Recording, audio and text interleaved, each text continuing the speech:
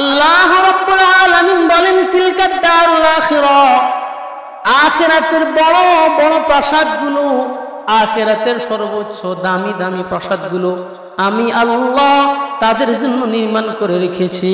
নাজালুহা লিল্লাযিনা, তাদেরকে আমি আল্লাহ দান করব, তাদেরকে আমি আল্লাহ আখিরাতের উচ্চ উচ্চ পাহাড়গুলো, উচ্চ উচ্চ ইমারতগুলো, উচ্চ উচ্চ বিল্ডিংগুলো, ভালো ভালো বিল্ডিংগুলো আমি আল্লাহ তাদেরকে দিব, ঘরগুলো বালাখানাগুলো তাদেরকে দিব। আল্লাহ বলে কাদেরকে আল্লাহ রব্বুল আলামিন এই আখিরাতের বালাখানাগুলো দান করবেন। লিল্লাযিনা, তাদেরকে দিব লা ইউরিদুনা ফিল আরদি, যারা দুনিয়ার মধ্যে উলুওয়ান ফিল আরদি ওয়ালা ফাসাদা, লা ইউরিদুনা উলুওয়ান ফিল আরদি, যারা দুনিয়ার মধ্যে উচ্চ উচ্চ গৌরব সমৃদ্ধ পাহাড়, যারা দুনিয়ার মধ্যে গৌরব করে নাই, উচ্চ ফাসাদ সৃষ্টি করে নাই, যারা দুনিয়ার মধ্যে কোন মতে তাকওয়া অর্জন করেছিল, আল্লাহর ভয় দিলে নিয়ে চলাফেরা করত, তাকওয়াওয়ালা ব্যক্তি ছিল, আল্লাহ বলে আমি আল্লাহ আখিরাতের বালাখানাগুলা তাদেরকে দান করব। আল্লাহ রাব্বুল আলামিন বলেন ওয়াল আকিবাতু লিল মুত্তাকিন, আর আখিরাতের পরিণাম, আখিরাতের এই নিয়ামতগুলো একমাত্র মুত্তাকিদের জন্য অবধারিত, এগুলো একমাত্র মুত্তাকিরাই পাবে। এই জন্য ইবাদতের ক্ষেত্রে, ইবাদতের মধ্যে কোন রকমের লৌকিকতা থাকতে পারবে না, সর্বোচ্চ তাকওয়ার অধিকারী হইতে হবে।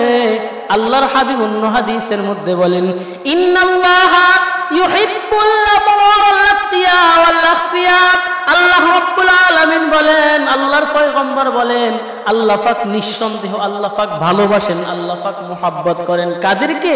আল্লাহ আবরার, যারা নেককার, আল-আতকিয়া যারা তাকওয়াওয়ালা, আল-আখফিয়া যারা অপ্রসিদ্ধ নেককার তাকওয়াওয়ালা ব্যক্তিকে আমার আল্লাহ রাব্বুল আলামিন ভালোবাসে। এজন্য কি পরিমাণ তাকওয়া মানুষের ভিতরে থাকতে হবে। তাকওয়া মানুষদেরকে গুনার থেকে ফিরায়, যার দিলে যেই পরিমাণ তাকওয়া থাকবে আখিরাতের প্রাসাদ তার তত সুন্দর হবে, তার তত দামি হবে।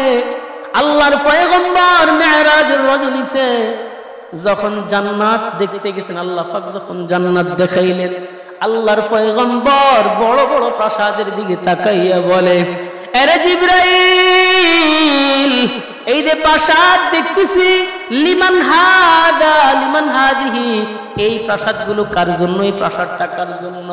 হযরতে জিবরাইল বলে, ও আল্লাহর পয়গম্বর, এটা হলো হযরতে আবু বকর সিদ্দিকের জন্য আল্লাহ নির্মাণ করেছেন। আরেকটা প্রাসাদ দেখে আল্লাহর পয়গম্বর বলে, ও জিবরাইল, এই যে এত সুন্দর প্রাসাদ দেখা যায়, এত সুন্দর উচ্চ বালাখানা দেখা যায়, এটা কার জন্য? জিবরাইল বলে, এটা হলো হযরতে ওমরের জন্য। আর একটু সামনে যাইয়া আরো সুন্দরজনক জান্নাতের বালাখানা দেখলেন। আল্লাহ পাক আল্লাহর পয়গম্বর জিবরাইলকে বলেন, এরে ভাই জিবরাইল, এই প্রাসাদটা কার জন্য? তখন জিবরাইল আমিন বলেন, ও আল্লাহর পয়গম্বর, এই প্রাসাদটা হলো আপনার জন্য। আরেকটু দূরে যাওয়ার পরে বলে, এই প্রাসাদটা কার জন্য? উঁচু সুন্দর বালাখানা। বলে, এই বালাখানাটা হইল আপনার সাহাবী এবং আপনার দামান, মানে আপনার জামাতা হযরতে আলী কাররামাল্লাহু ওয়াজহুর জন্য। আল্লাহর পয়গম্বর জিবরাইলকে বলে, ও জিবরাইল, আমার প্রাসাদের সামনাসামনি কেন আলী রাদিয়াল্লাহু তাআলা আনহুর প্রাসাদটা নির্মাণ হইল?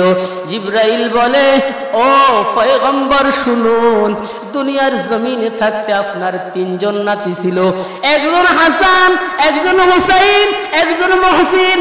হাসান হুসাইন দুইজন আপনার অতি আদরের নাতি ছিল।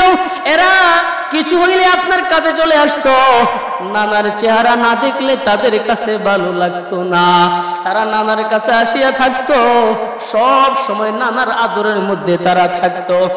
ঠিক তেমনি দুনিয়ার থেকে যখন জান্নাতে আসবে, আপনার ঘরের সামনে তাদের ঘরটা, আপনার প্রাসাদের সামনে তাদের প্রাসাদটা, আপনার বালাখানার সামনে তাদের বালাখানাটা এই জন্য নির্মাণ করছে আল্লাহ পাক, যেন আপনি পয়গম্বরকে তাদের গড় থেকে নানার নুরানি চেহারার দিকে তারা তাকাই থাকতে পারে।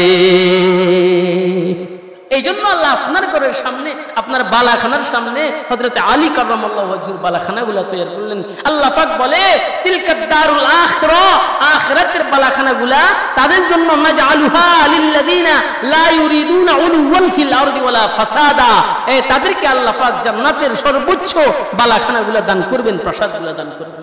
কারে? ওয়াল আকিবাতু লিত্তাকওয়া লিল মুত্তাকিন, ওয়াল আকিবাতু লিল মুত্তাকিন। আর আখিরাতের এরকম এই প্রাসাদগুলো, বালাখানাগুলো যে একমাত্র অবধারিত হলো মুত্তাকির জন্য। হযরত মূসা আলাইহিস সালামের জামানার ঘটনা। মূসা পয়গম্বর আল্লাহ রাব্বুল আলামিনের কাছে আরজি জানাইলেন, আয় আল্লাহ, আমি আমার জামানার সব চাইতে যেই লোকটা একেবারে খারাপ, ওই লোকটাকে আমি একটু দেখতে চাই। আল্লাহ রাব্বুল আলামিন বলেন, ও পয়গম্বর মূসা, ওই যে দেখো পাহাড় দেখা যায়, পাহাড়ের পিছনে একটা রাস্তা আছে, ওই রাস্তার মধ্যে গিয়ে দাঁড়াইবা। ওই রাস্তার মধ্যে গিয়ে দাঁড়াইলে দেখবা একেবারে সকাল বেলায় ভোরে ভোরে একটা লোক ওই রাস্তা দিয়ে হেঁটে যাবে। যেই লোকটা একেবারে সবার প্রথমে ভোরে ভোরে ওই রাস্তা দিয়ে হেঁটে যাবে, তুমি মনে করবা তোমার জামানার সব চাইতে খারাপ লোক হলো ওই লোকটা। জোরে করুন নাউজুবিল্লাহ। এরপরে মূসা পয়গম্বর সাত সকালে গিয়ে ওই রাস্তার মধ্যে দাঁড়াইলেন। ওই আল্লাহর বান্দা রাস্তা দিয়ে যাইতেছেন, মূসা পয়গম্বর দেখিয়া বুঝে ফেললেন এই লোকটা আমার জামানার সবচাইতে খারাপ লোক।